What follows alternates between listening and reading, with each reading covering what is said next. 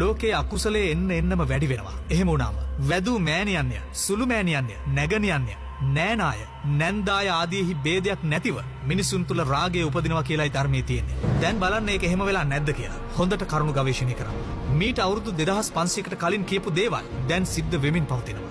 ධර්මයේ තුල පැහැදිලි කරනවා පුරුෂයන්ට පුරුෂයන් පිළිබඳවත්, ස්ත්‍රීන්ට ස්ත්‍රීන් පිළිබඳවත් බලවත් වූ ඡන්ද රාගය උපදින්නේ සමාජය විනාශ වීමේ ආරම්භයේදී බව. ඒ වගේම දෙමව්පියන්ට නොසලකීම, මහානදම් නොරැකීම, බඹසර නොරැකීම, කුල දෙටුවන් නොපිදීම ආදිය මේ සමාජයේ විනාශය ආරම්භ වීමේ ලක්ෂණයක්.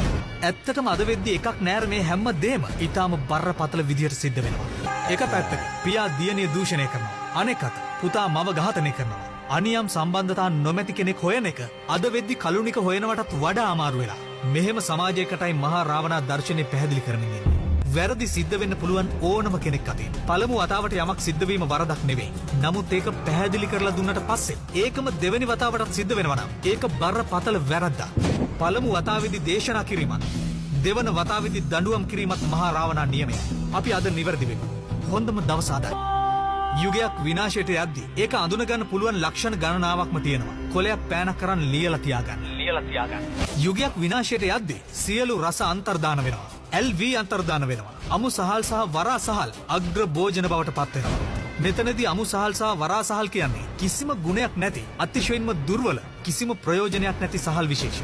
ඒ වගේම ප්‍රාණඝාතී ආදී දස අකුසල් වර්ධනය වෙනවා. කුසලයේ කියන වචනය පවා අතුරුදන් වෙනවා. ඒ වගේම ධර්මයේ තුල සඳහන් වෙනවා මේ කාලයේදී මව මැරු, පියා මැරු, මහාන බමුණන් මැරු අයව සමාජයේ විසින් පුදනු ලබනවා කියලා.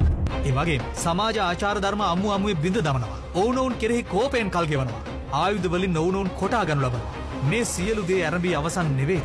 ඔබ හොඳින් කල්පනා කරන්න. අද ගීතයක රූප රාමුවක් බැලුවා. ඔවුන්ට අම්මා අප්පා හෝ සහෝදර සහෝදරියන් නැතිද කියලා අපිට මුලින්ම හිතෙන්නේ. මේ විප්‍රකාර සමාජය නිර්මාණය වෙන්නේ යුගයක විනාශයේ ආරම්භයටමයි. සියලු දෙනා අන්ධ වී ඇති යුගයක්. නිර්වත් වීම විලාසිතාවක් කරගන්න තරමටම අඥාන සමාජයක්.